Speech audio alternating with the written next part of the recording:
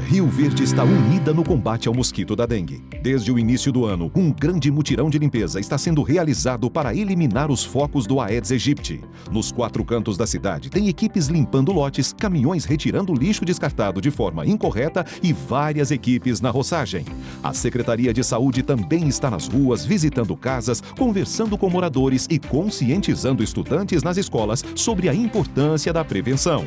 Eu faço a minha parte aqui em casa. Se todo mundo fizer a sua parte, nós vamos conseguir vencer esse mosquito. Ver essas pessoas trabalhando para a nossa saúde é muito gratificante.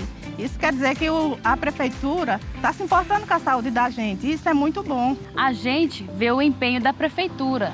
Tem gente trabalhando em todo canto da cidade e isso ajuda muito no combate à dengue. Mantenha seu quintal limpo e sem água parada. Juntos venceremos a dengue. Prefeitura de Rio Verde. O trabalho continua. Secretaria Municipal de Saúde. Havendo número regimental, declara aberta a 13ª reunião da CPI do Crime Organizado da 4ª Sessão Legislativa Ordinária da 57ª Legislatura. Teremos o oitivo do senhor Paulo Sérgio Neves de Souza, ex-diretor de fiscalização do Banco Central, e do senhor Vladimir Timmermann, fundador da Este Capital. Bem-vindo a essa casa, senhor Vladimir, e eu concedo a palavra ao relator, senador Alessandro Vieira, para seus questionamentos. Obrigado, senhor presidente, colegas.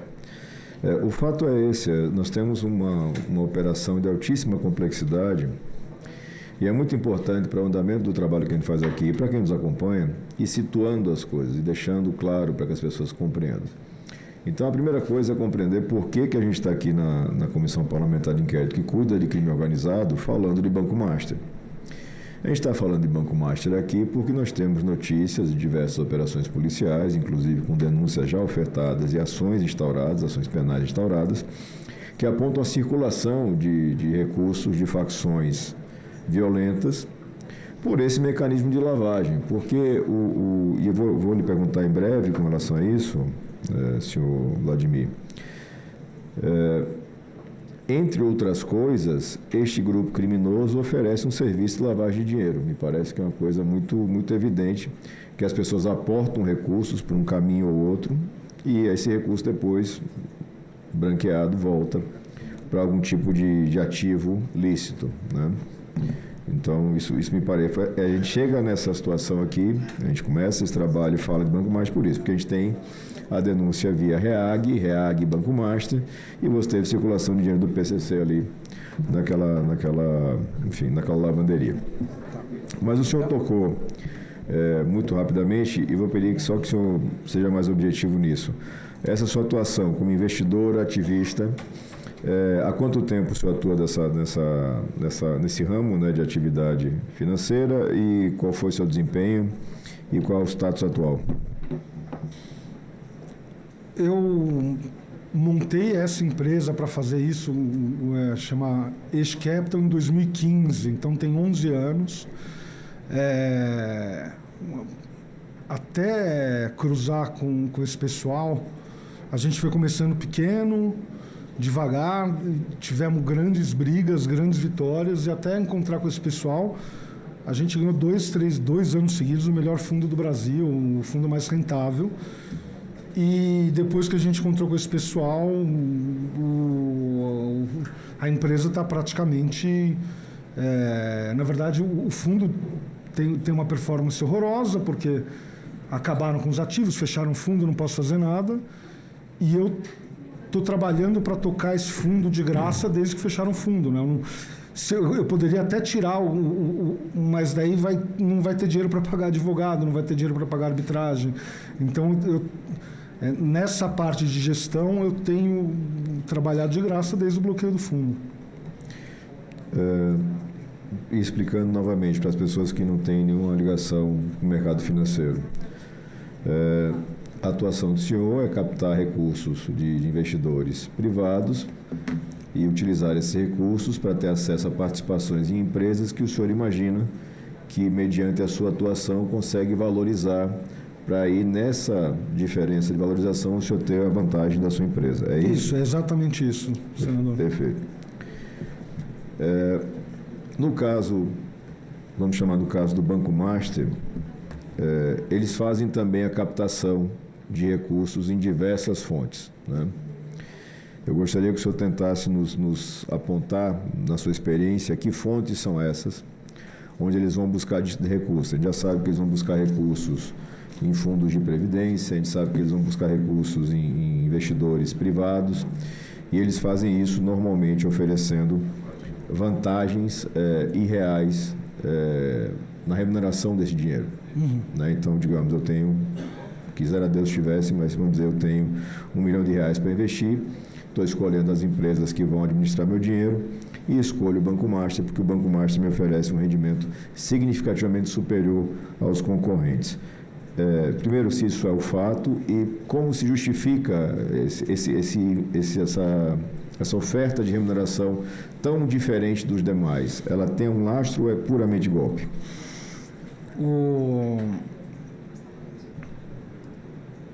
É puramente golpe, né? A resposta simples, eu posso me aprofundar. Primeiro, objetivamente, o que eles fizeram para captar mais?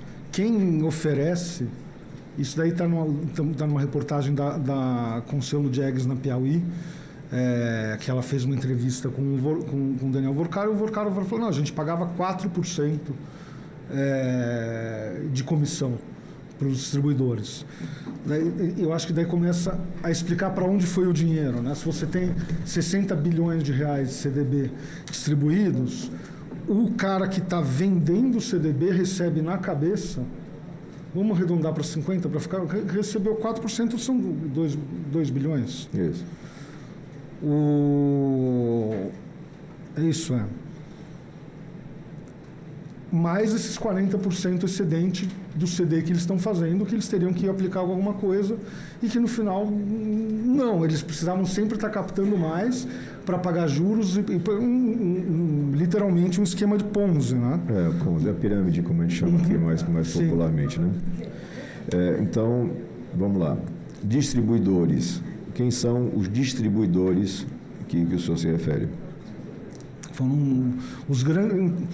Você teve duas vertentes de distribuição, né? A primeira para a pessoa física. Sim.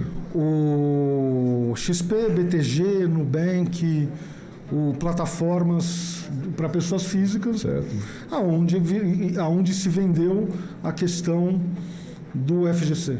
Né? Eu falo assim, você coloca, a gente não está nem preocupado, eles teriam a obrigação de falar dos riscos, mas o risco no final é FGC.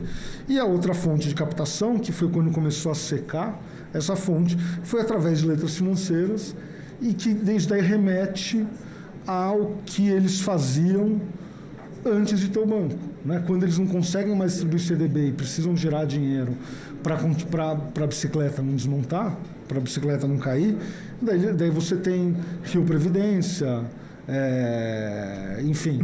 Investidores, pessoa jurídica, vamos dizer assim. Institucionais, sim. Institucionais. Essa remuneração aos distribuidores de 4%, ela é compatível com a oferta de mercado ou ela é superior? Não é a área que eu trabalho, mas o normal é 0,5%. Certo.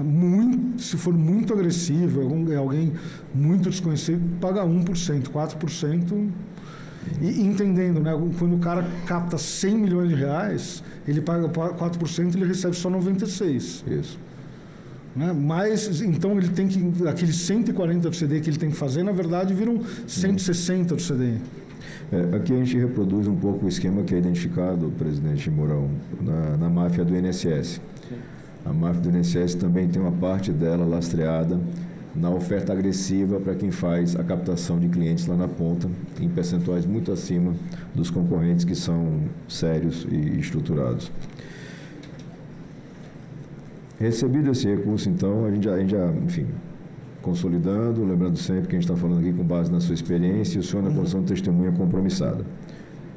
É bastante razoável afirmar que toda a operação montada, que hoje a gente conhece como Banco Master, é uma operação criminosa que tem como coluna vertebral um sistema de pirâmide. E a partir daí vários crimes praticados, crime com precatório, crime com um monte de coisa.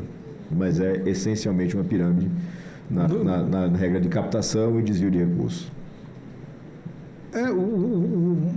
Na hora que você entende onde foi colocado o dinheiro, né, se tem a questão dos precatórios,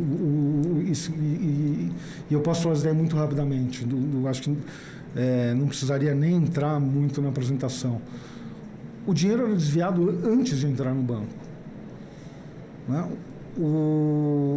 Vamos pegar um caso simples, que isso daí, imagino que os senadores já tenham visto, né? As ações do Banco do Estado de Santa Catarina. Sim. Não, vale zero. Só que eles chegaram e avaliaram isso daí por 11 bilhões, mas eles pagaram 850 milhões por isso. E vale zero. Esses 850 milhões foi para alguém. No caso dos precatórios e pré-precatórios, na denúncia que a gente fez, eu fiz isso daí uma denúncia no Banco Central e no Ministério Público Federal. Em 2024, 2023 eu fiz no Banco Central, 2024 no Ministério Público Federal. Você tem o Fundo Amazonita. Eu recebi falas do Arthur Martins Figueiredo, do celular dele na Carbono Oculta, isso aí eu coloquei numa apresentação dele falando, não, a gente tem que marcar esse Amazonita para cima. Você tem... o dinheiro era desviado antes de entrar no banco. E também depois, correto? Depois eles precisavam pagar a estrutura, precisavam pagar a festa de 200 milhões de reais, precisavam pagar 500 milhões de reais de advogado. Isso. Não, mas como que... E daí volta aquela pergunta, né? Como que... Isso eu não posso afirmar, senador. Perfeito. De novo, a gente está tendo aqui um esforço para deixar bem claro para quem está nos acompanhando, porque um dos problemas desse tipo de apuração e desse tipo de crime é que ele parece não ter vítima. Né? A gente está falando de mercado financeiro, números astronômicos, é tão fora da realidade das pessoas que parece que não tem vítima, mas existem milhares, talvez milhões de vítimas espalhadas pelo Brasil deste grupo criminoso, sem sombra de dúvida. Porque, dada a constatação de como operavam, todo mundo que colocou de boa fé dinheiro sob gestão dessas pessoas, salvo aquela cobertura precária do fundo garantidor, perderam seu dinheiro. Ou vão ter uma enorme dificuldade para recuperar uma parte desse dinheiro. É correta essa afirmação? Senador, eu iria além, né? Achar que o FGC, o fato do FGC ser privado não vai custar para toda a população, isso daí, quem vai pagar isso daí é toda a população, né? O Bradesco está pagando, o Itaú está pagando, o Santander estão pagando a questão do FGC, porque eles vão ter que recompor isso daí, e isso daí vai ser refletido em taxas maiores de juros, você tem condições de crédito pior. Então, não são só as pessoas que aplicaram dinheiro lá, isso daí se espalha, são 50 bilhões de reais, são 2 Americanas e meia dentro da instituição bancária. Eu não sou economista, mas eu sempre... Eu não posso afirmar, e aqui, mas também eu não estou acusando ninguém de nada. Eu acredito que essa fraude é responsável, um pouco responsável pelo nível de juros que tem, Sim. que afeta a vida de todo mundo. O senhor referiu, quando tocou no assunto da Gafisa, a atuação do Master na operação de precatórios de usinas de álcool falidas. E esse é um escândalo que está no forno. O Brasil o Brasil é pródigo de escândalos, né? A gente tem escândalo do dia, escândalo de qualquer coisa ideológica. O senhor pode detalhar como é que era esse mecanismo de captar ativos, inflar no balanço e captar depois mais ainda, ou vender mais ainda CDBs? Se puder colocar na minha apresentação, precatórios. A maior, página 46.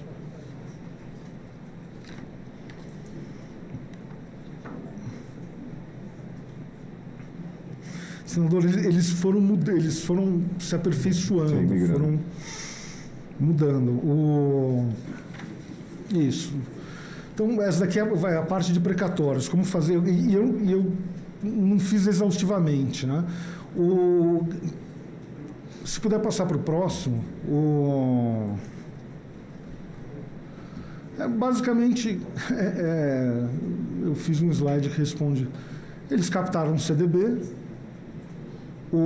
usavam esses CDBs para aplicar em fundos, né? Na denúncia que eu fiz tem esse CIT, esse Amazonita, e eu menciono também um outro precatório, assim, às vezes você não pode nem chamar de precatório. E esses fundos eram geridos pela REAG? O CIT Amazonita, sim, CIT gerido...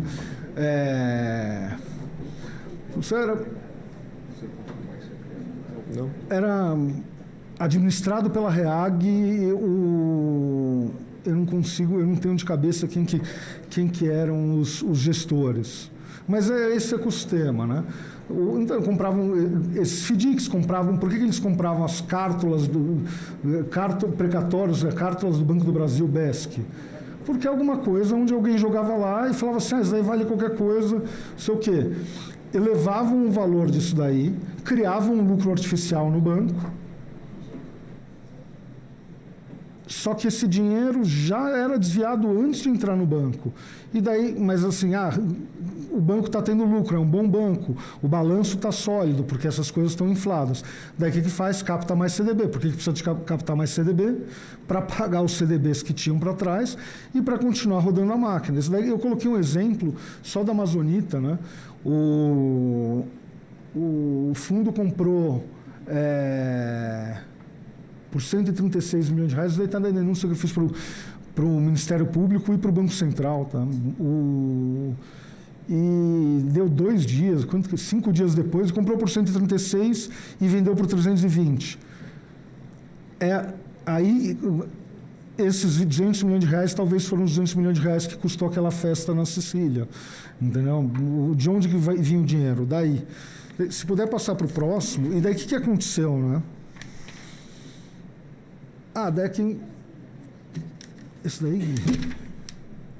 Esse daí é um personagem chave. Se você for olhar grande parte dos fundos que você tem dessa turma, quem assinava os fundos, não só os fundos como a empresa, o Arthur Martins Figueiredo. Tá? E eu coloquei ele aqui porque eu tinha recebido uma mensagem que ele falou que pegaram no celular dele na Carbono Culto, que ele falou justamente do Amazonita, falando, então esse daqui é um personagem chave. Aqui você chega e vê que o Arthur, ele é o diretor de diversas empresas, é o responsável pelo fundo, o Albalha, Estocolmo, esse Bellatrix é do Master, daí você tem toda a parte da Gafisa, mas esse daqui é um personagem que eu acho que é a pessoa que sabe de tudo. Tá? Se puder passar para o próximo, por favor. Eu apresentei para o Banco Central, eu apresentei isso daí para o presidente da CVM, tá? No dia 13 de fevereiro de 2023, eu fiz uma reunião com o presidente da CVM.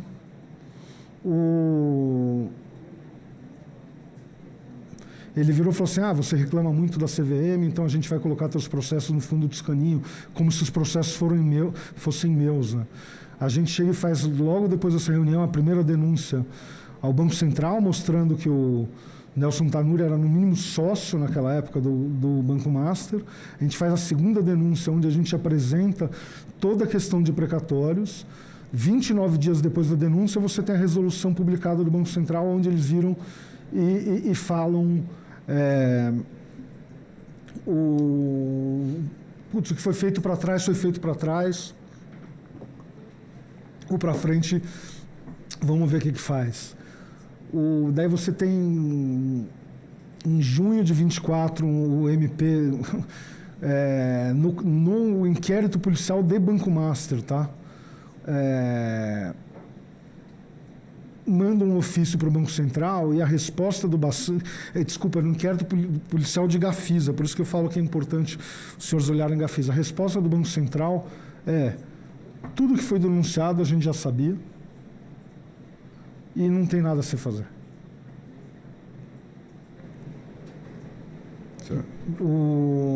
Então, mas eu acho que isso daí encaixa com a questão dos precatórios. Se puder passar um pouquinho, porque a questão dos precatórios, daí você tem a resolução 346 do Banco Central, aonde eles chegam e dificultam a questão dos precatórios, né? Falam assim, então para você ficar comprando precatório, você vai ter que consolidar nos seus fundos, e daí se puder passar para o próximo slide.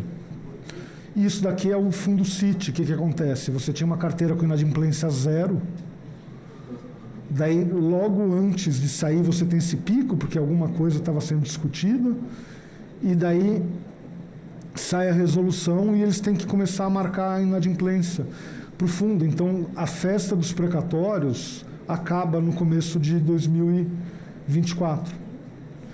E daí eles vão para outra maneira de inflar o balanço, que eles encontram que na verdade, é Ambipar, que é um outro escândalo, e essa questão de Ambipar sempre assim com algum joguinho.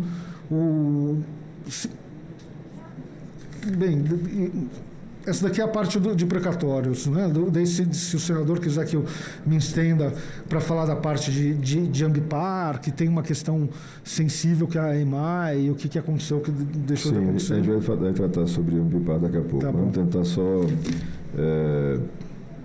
consolidar mais essa compreensão do modus operandi dessa organização criminosa. Uma notícia que chamou a atenção, que exemplifica isso: a aquisição de cotas do RANS 2. Né?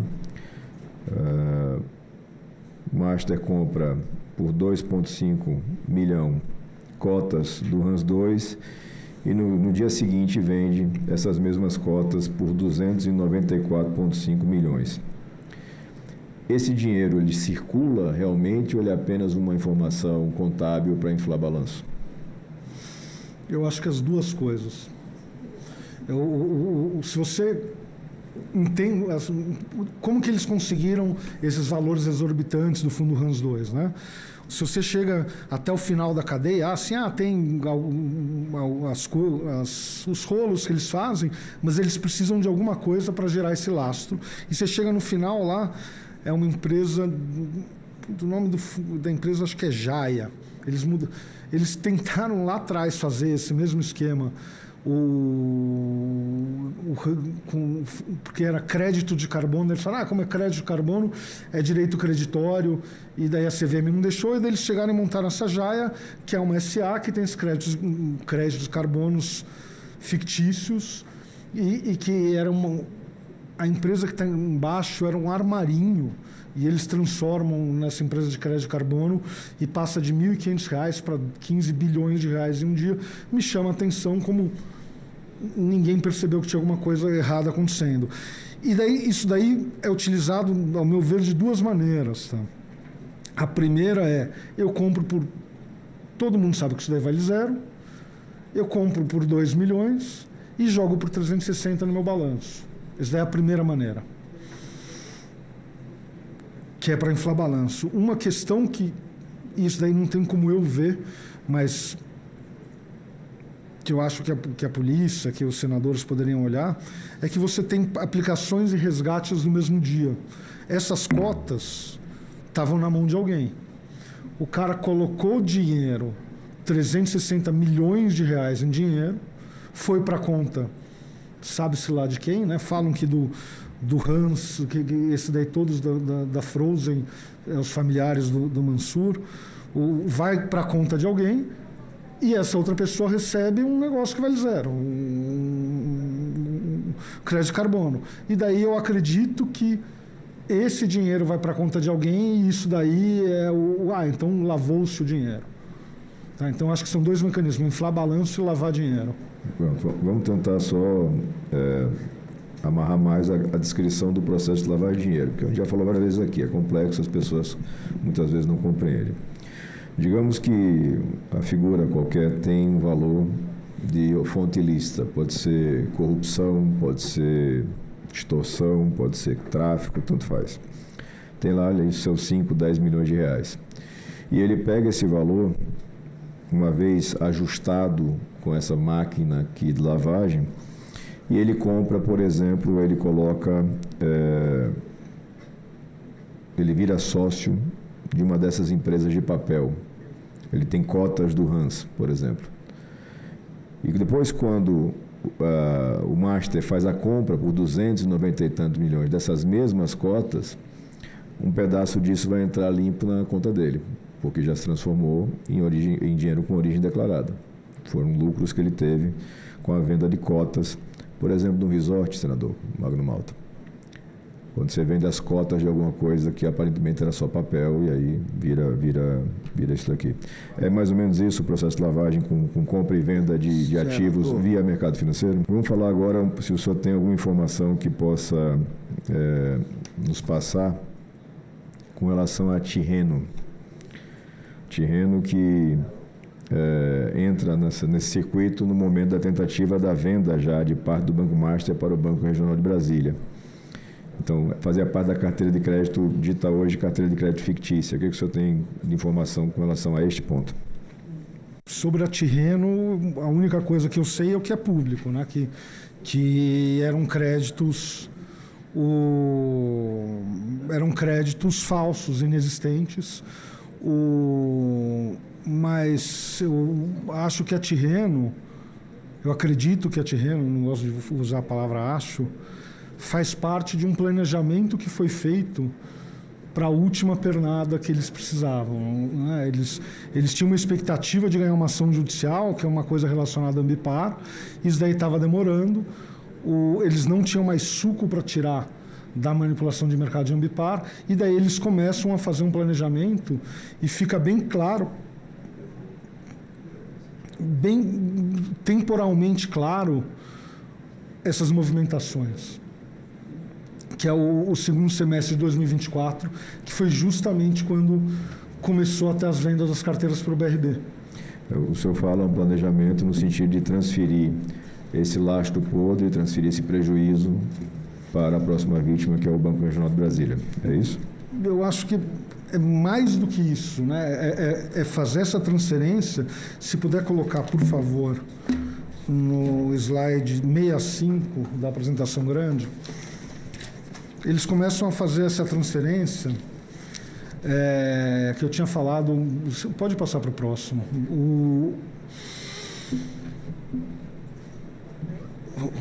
Pode passar para o próximo slide. Não, quando eu falo assim, é que eles começam a fazer uma transferência, uma transferência de... você começa a ter essa reorganização, né? Quando eu chego e viro e falo assim, você tem que as carteiras do BRB,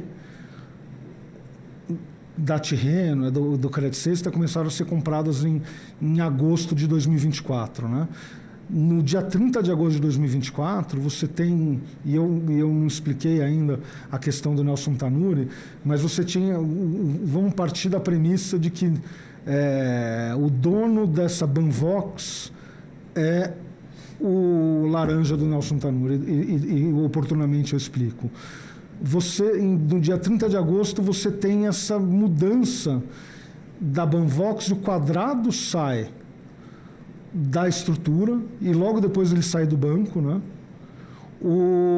E você tem uma cisão dessa empresa Banvox, onde vira a DV Holding, que já deve estar aparecendo aqui, que ela nasce com uma dívida de 3 bilhões de reais, ligadas predominantemente a Nelson Tanure, com um capital social ínfimo. Em setembro de 2024, você tem a transferência, a saída do quadrado, e isso daí aconteceu tudo via Banvox. Tá? No final de setembro de 24, o quadrado formaliza a saída dele. Dia 1º de outubro,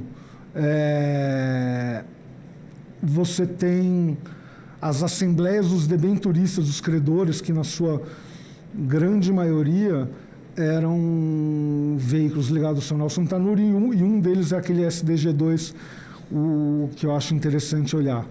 No dia seguinte, você tem a quitação da EMAI,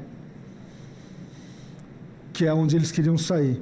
E daí você tem, no dia 18 de outubro, um movimento muito estranho debaixo de um fundo que chama Bravo 95, onde você tem a criação de 27 fundos de investimentos, e dá para ver, eu li o regulamento de cada um, o que tinha de documento de cada um dos fundos, eu li, dos 27 fundos, e dá para ver que foi uma coisa feita às pressas,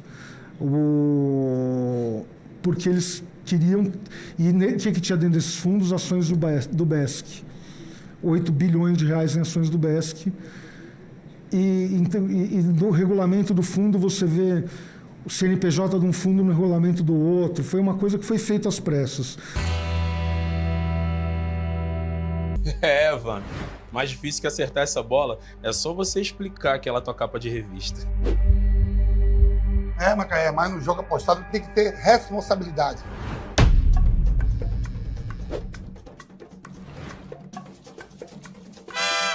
Deixa aqui de bola parada, eu entendo. Mas se perder vai pagar, hein, galinho? Bet Sports. Craque de verdade, joga com responsabilidade. Só voltando, por favor, a apresentação ali, do slide anterior, só para todo mundo poder acompanhar. Então, o Fundo Bravo 95 adquiriu por 850 milhões as cártulas do BESC? Não dá para saber, porque, na verdade, você tem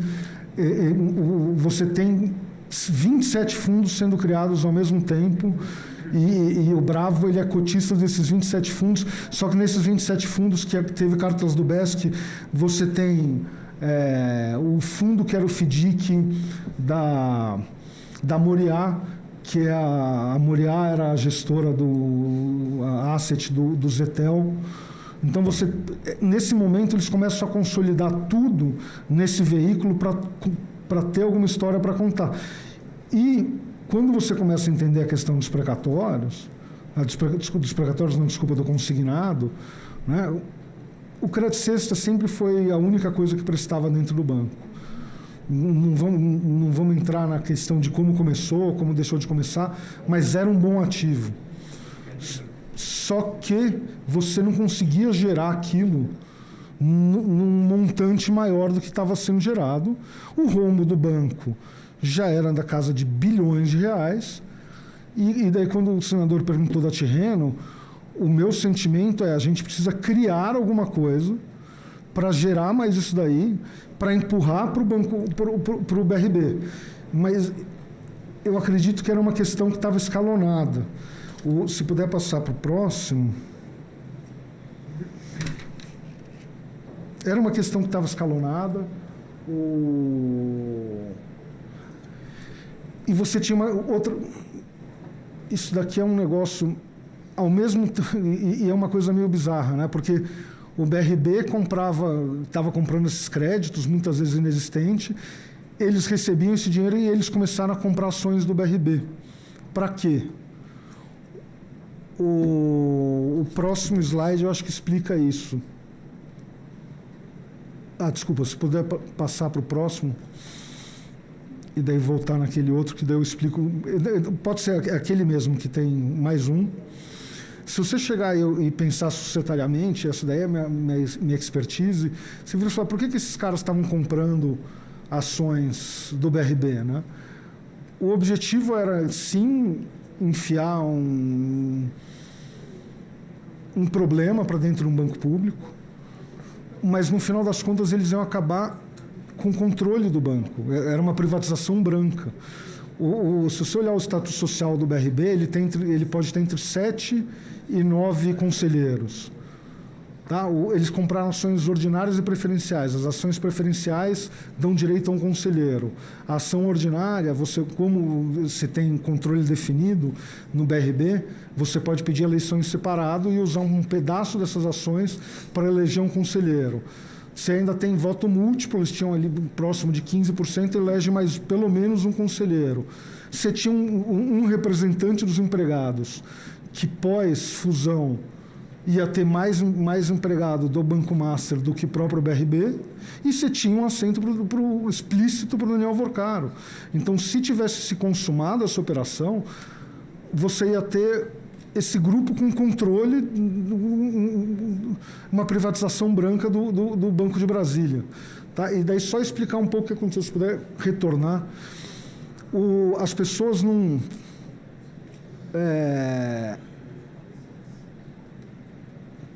As pessoas não entendem muito bem o que foi o gatilho. Eu acho que estava tudo sendo preparado para fazer com calma. O que acontece? No dia 20 de março, a CVM determina a OPA de Ambipar. E quanto que ia custar essa OPA? OPA, o que é? É uma oferta pública de ação. A CVM determina que, naquele momento, os controladores, o que a CVM entendia como controladores, tinham que comprar todas as ações de Ambipar, que estava super valorizado, né? Que eles usaram, para que eles usaram essas ações de Ambipar? Para inflar o balanço, para gerar garantias, né? Quando eles não conseguem mais fazer precatórios, eles fazem isso com Ambipar. E daí no dia 20 de março, eles vão lá e a CVM determina uma OPA. E essa OPA foi uma sexta-feira, tá? E se você faz a conta, eles já detinham 90% das empresas, só que eles ficaram entre a cruz e a espada. Porque se eles derrubassem o preço das ações para não fazer a OPA, o banco quebrava, que no final das contas foi o que aconteceu. Se eles mantivessem as ações e fizessem a OPA, eles teriam que arrumar 2 bilhões de reais, que era justamente os 2 bilhões de reais que no dia 28, exatamente uma semana depois, na sexta-feira, o BRB anuncia a operação. Então, e quando eu falei que eu olhei as mensagens para ver o que estava acontecendo, nesse momento você não vê o Daniel Vorcaro falando sobre, putz, tem a OPA de Ambipar, não sei o quê. Você começa a sentir uma tensão na voz dele de que a gente precisa resolver, né? Bem nesse período. Tá? Se puder passar para o próximo, mas... Volta anterior, por favor. Um item específico você coloca ali do lado direito, centro da página. A cláusula que revela a intenção, que é essa segregação prévia de ativos não estratégicos, incluindo participação societárias. Então, Trustee e Ambipar não estavam, não seriam objeto de escrutínio pelo BRB na aquisição. O que significa essa cláusula, por favor?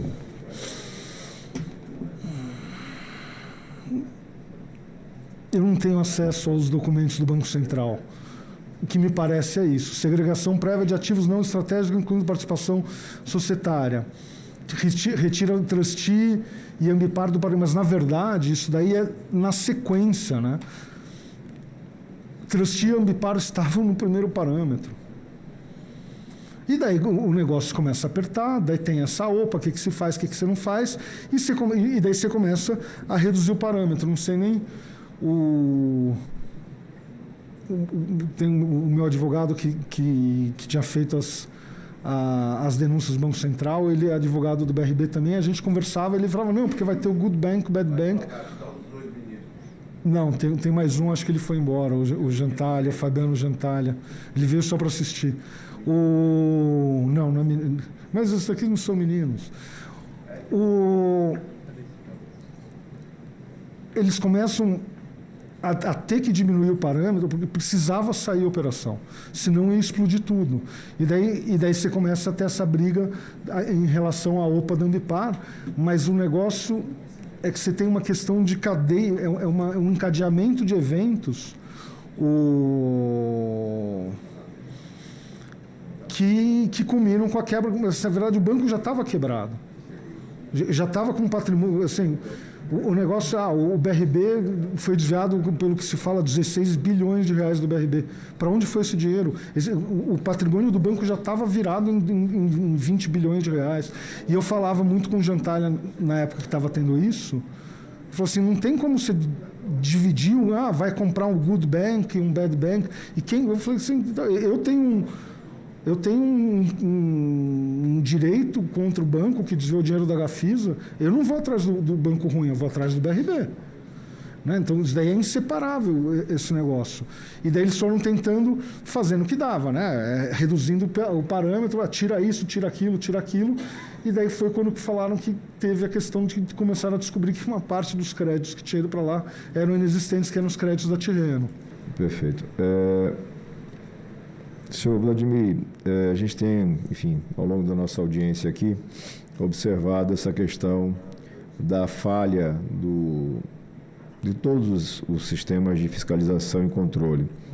E aí, na sua visão como investidor e como quem está nessa batalha já há algum tempo, em busca de fiscalização adequada, como o senhor escalonaria essas responsabilidades? Quem primeiro deveria ter percebido que Master, Vorcaros era um golpe? Banco Central, CVM, quem é que deveria ter captado essa informação primeiro e adotado providências? Senador, é uma pergunta complexa, colocar uma questão temporal, né? Eu lembro da época da faculdade que falavam que Chernobyl só aconteceu porque colocaram uma fita crepe num medidor, né? Mas, na verdade, foi uma sequência de eventos que causou a calamidade.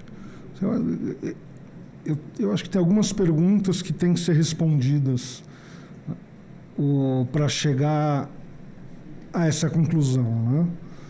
A primeira é: como que uma pessoa que estava sendo investigada, que tinha mandado de prisão, foi aprovada pelo Banco Central para ter uma instituição financeira?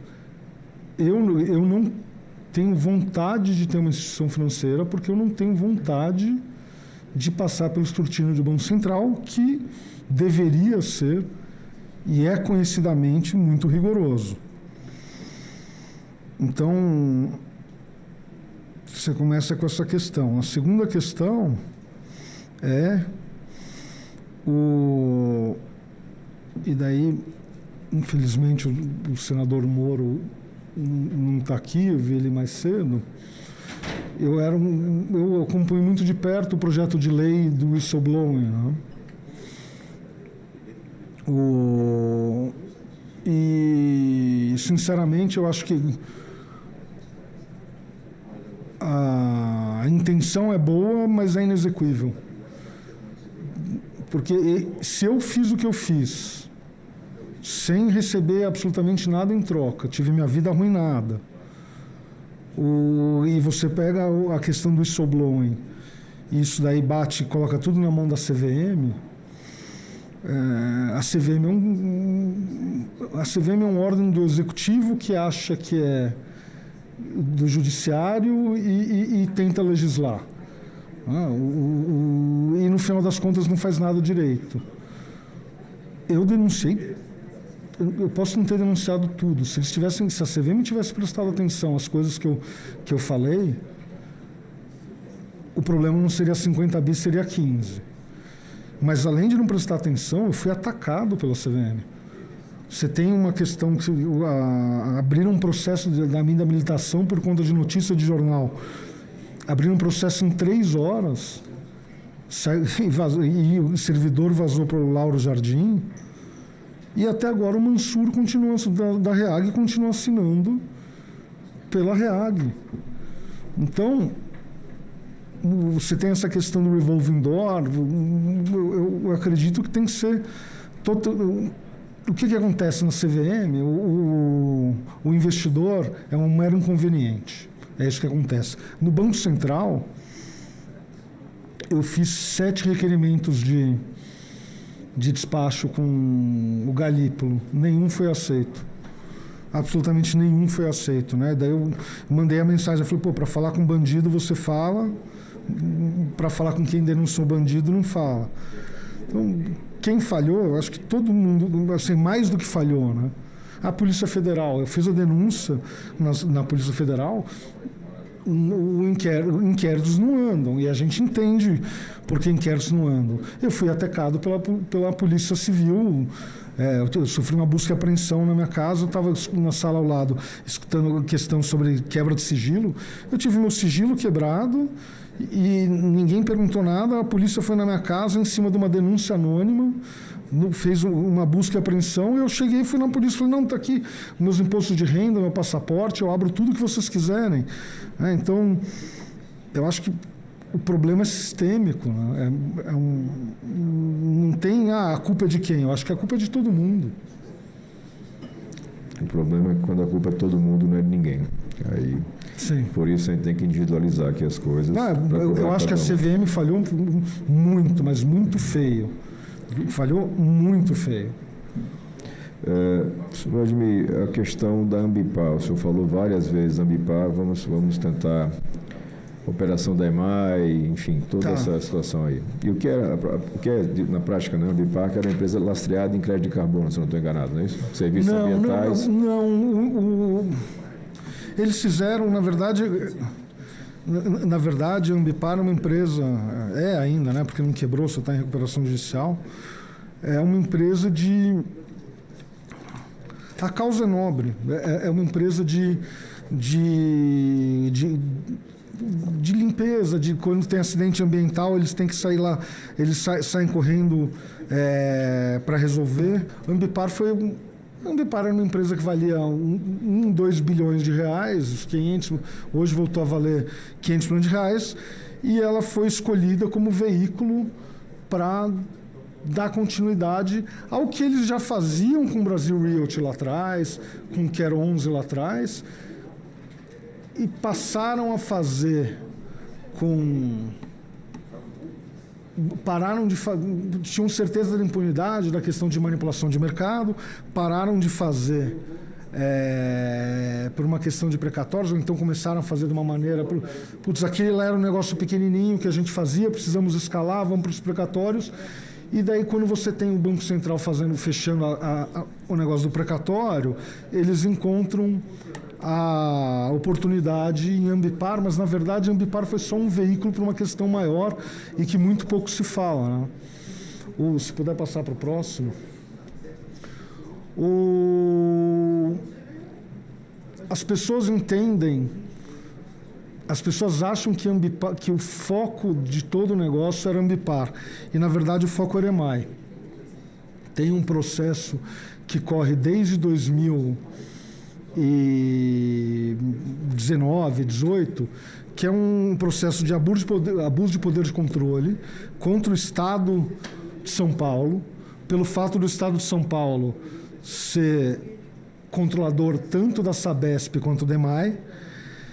E os valores referentes a essa ação, caso o Estado de São Paulo perdesse, seriam da ordem de 40 bilhões de reais. E você entendendo como Nelson Tanure funciona, Nelson Tanure não compra empresa saudável, ele compra empresa quebrada para soltar o caixa, e EMAI nem tinha muito caixa, e a pessoa que fez os estudos de EMAI para o Nelson Tanure me procurou para me ajudar a fazer as contas. Essa ação, se eles perderam em primeira instância, tá? Aí você chega em abril de 25... Desculpa, abril de 24, logo depois que você tem a resolução do Banco Central, e o Tanure compra essas ações, e quem compra a EMAI na privatização oferece um valor 40% muito acima disso daí, e quem que era o advogado que atuava nessa causa bilionária contra o Estado de São Paulo? O escritório do Arnoldo Valdi, que eu já conhecia porque é um dos escritórios que me atacou, mas que no final das contas eu encontrei uma empresa, só fazendo um fast forward, para as pessoas falarem que não tem ninguém me acusar de leviandade. Você tem uma empresa entre o Tércio Borleng, que era o dono da Ambipar, e o doutor Arnoldo Valde abriram, e essa empresa ficou aberta por 20 dias, 45 dias, que é aquela Carbon Credit Participações. Então você tem... A gente está no Brasil, e eu não estou nem falando que teve alguma questão de tráfico de influência, mas você está um advogando na causa, você tem um desembargador, um ministro no STJ, você talvez tenha um sentimento, né, que o ministro Benedito Gonçalves. E o que acontece? No dia 17 de junho, o ministro Benedito Gonçalves, ele reverte a decisão de primeira instância e dá esse ganho de causa monocraticamente para a EMAI, o que poderia trazer um ganho de 40 bilhões de reais para o Nelson Tanuri, que comprou a empresa por R$1 bilhão 2 meses antes, né? E daí isso daí... Só que eles não tinham dinheiro para pagar isso. E logo depois que sai essa decisão, você tem o Tércio, que era o dono da Ambipar, e todos os veículos saem comprando as ações de Ambipar no mercado. Para quê? Para pagar o prejuízo que eles tinham tomado na marcação a mercado de meses antes dos precatórios e para criar lastro para comprar a EMAI e continuar pedalando a bicicleta. Quando você começa a entender a cabeça desse povo, eles chamam o nome do fundo de Fênix, né? As coisas têm... O principal fundo do Nelson Tanuri chama Ilha de Patmos. Ilha de Patmos é onde foi escrito o Apocalipse. Então, as coisas têm motivos. Se puder passar, por favor. Ele aprendeu com o cara da Federal da nome e operação, né? Na Polícia Federal tem uma história, uma lenda urbana, né? Que na Polícia Federal tem um cara só para dar o nome nas operações. Talvez ele também trabalhe para o Tanuri. Talvez tenha contratado. Só voltando para, de novo, quem acompanha a gente que não está no de mercado pegar. A EMAI é a empresa metropolitana de água, esgoto, energia lá de São Paulo. E ela foi desestatizada, foi privatizada em início de 24. Abril de 24. Quem ganha é o fundo capitaneado pelo Tanuri. Isso, o fundo chama Fênix. E a Ambipar, nessa parceria, ela está onde?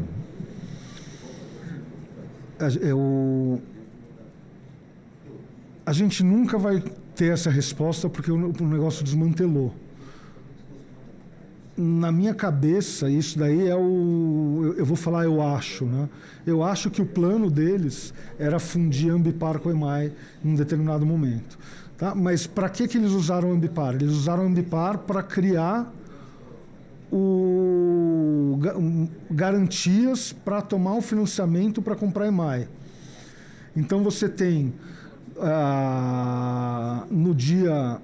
no começo de junho, as ações de Ambipar estavam negociando a R$8. No dia que eles chegam e assinam um contrato com a XP para fazer o financiamento, as ações estavam R$216. Então você tinha uma empresa que valia R$1 bilhão, essa empresa passou a valer R$40 bilhões. E quem comprou isso daí foi os fundos ligados ao Tanuri, o próprio Tércio e fundos ligados ao Márcio Quadrado. E daí se pergunta assim, mas daí como que desviou o dinheiro nessa época? E é bem quando o Quadrado sai, né? O Quadrado sai e ele vende a participação supervalorizada para o banco, em troca da participação dele. E essa participação supervalorizada é usada como patrimônio do banco para justificar o banco. Só que a Ambipar não valia isso, né? O foco, eu tenho convicção que o foco deles era sempre EMAI. Se puder passar para a próxima, mas daí o que acontece? E daí, nisso daí, acaba o suco, né? Você tem ali o começo de 2024, acaba o suco. No dia 1º de outubro, você tem a operação da saída do Maurício Quadrado, da Banvox, entrada do Daniel Vorcaro. No dia 2 de outubro, você tem a quitação da EMAI, que é o grupo da XP, e na verdade a CVM estava meio perdida nisso daí. Eu fui lá e entreguei em mãos. Eu falei, putz, eu não aguento mais apanhar as pessoas me processando. Deixa eu explico para vocês o que está acontecendo. Foi quando a gente encontrou essa operação do Fênix, né? E daí, mas o que acontece? Você tem e daí você tem essa interligação do Tércio com o Tanuri. O Tanuri da fiança pessoal, uma fiança corporativa da Avente, e o Tércio da fiança pessoal dele e da esposa, a alienação fiduciária de 10 milhões de ações de Ambipar, que naquele momento valeriam 2 bilhões de reais, né, porque está supervalorizado. E isso daí que pouca gente fala, né? Porque e ele dá uma procuração irrevogável e irretratável ao Banco Master, para o Banco Master poder fazer o que quisesse com as ações dele de Ambipar. Tá? O Tércio é um cara que tinha uma empresa e que viraram para ele e falaram assim, cara, você quer ficar muito rico e participar do rolo? Ele falou, não quero, eu imagino, eu quero. Então, você tem essa interligação, né? Se puder passar para o próximo slide. E daí você tem assim, o Fundo Máxima, que daí é Everest. E daí você fala que a EMAI tinha 5 bilhões de reais de caixa. O que acontece? Essa daqui é a estrutura toda da EMAI. Se puder passar, o que acontece? A XP... eles conseguem se livrar da OPA, né? Perdão. Eles conseguem se livrar da OPA, da Ambipar na CVM, uma questão, no mínimo controversa, onde o diretor recém-assumido fez o voto de Minerva. Acho que as pessoas dão muito pouca atenção à saída do João Pedro Nascimento, tá? O João Pedro Nascimento é outro que tem uma medida contra mim que eu não posso escrever sobre ele porque eu estava cobrando ele. A minha impressão, o João Pedro sai porque ele tinha algum comprometimento com o Nelson Tanuri, com esse povo, e eu coloco uma luz e ele fica entre a cruz e a espada e fala, quer saber, eu vou sair daqui. Então você tem o Otto e o Ascioli votando, mas a questão é que se o Otto e o Ascioli tivessem votado, ainda ia ter obrigação da OPA. E daí você tem o Otto Lobo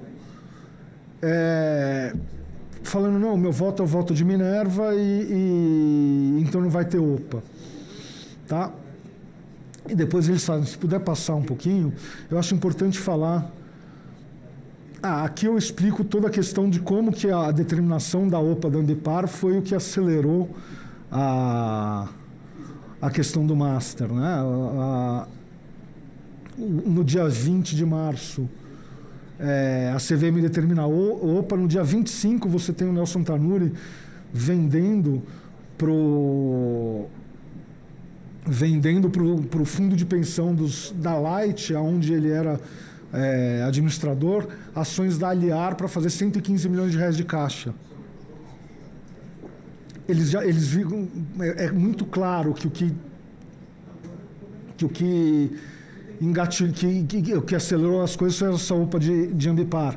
E daí o BRB, 3 dias depois, é anunciado.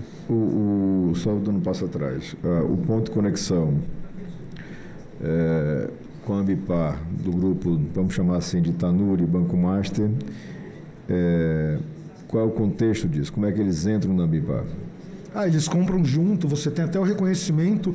O presidente interino da CVM, João Ascioli, foi na CAI, se não me engano, 2, 3 semanas atrás. Ele reconhece, ele vira e fala assim, Tanuri e Master é a mesma coisa. Você tem vários veículos comprando Ambipar ao mesmo tempo. O Tércio compra Ambipar, mas ele chega e cede as Ambipar dele para o Master. E isso daí infla o balanço do banco, paga o prejuízo. Se não fosse Ambipar, eles não teriam tido lucro em 2024. E a conexão da Ambipar com a EMAI? as ações da Ambipar foram utilizadas como garantias do Tércio e do Tanuri para comprar EMAI. Mas eu acho que mais no próximo slide, isso daqui deixa muito claro o que aconteceu. Então, o que acontece? As pessoas acham que o Tanuri perdeu a EMAI por causa da Ambipar. É o contrário. Se você olha o processo da XP executando, eles estavam naquela negociação com o BRB. Não tinha de onde tirar dinheiro. E daí precisava pagar. Passou um ano, precisava pagar a primeira parcela. E a XP chega e começa a negociar com o Nelson Tanuri.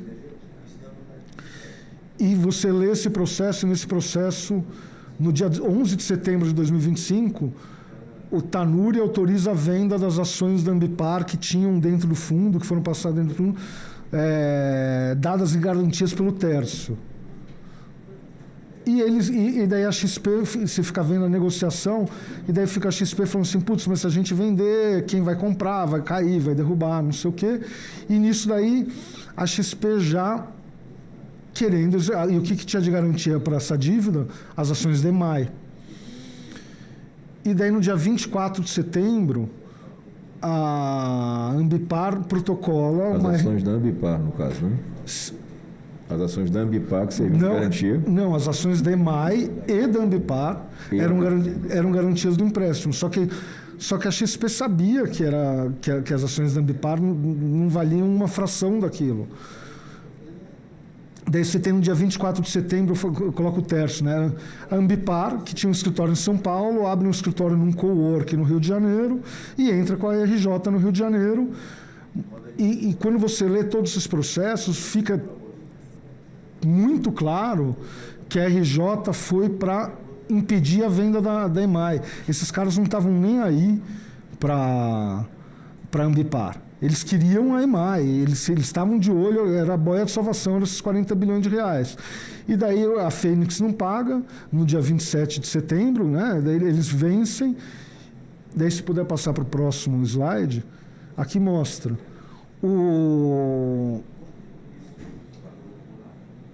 no dia 5 de outubro, a Sabesp compra, no domingo, né? Quando eles começam essa discussão, você começa a queda das ações. Aqui eu coloquei o gráfico mostrando quando subiu, do pó veio para o pó voltou.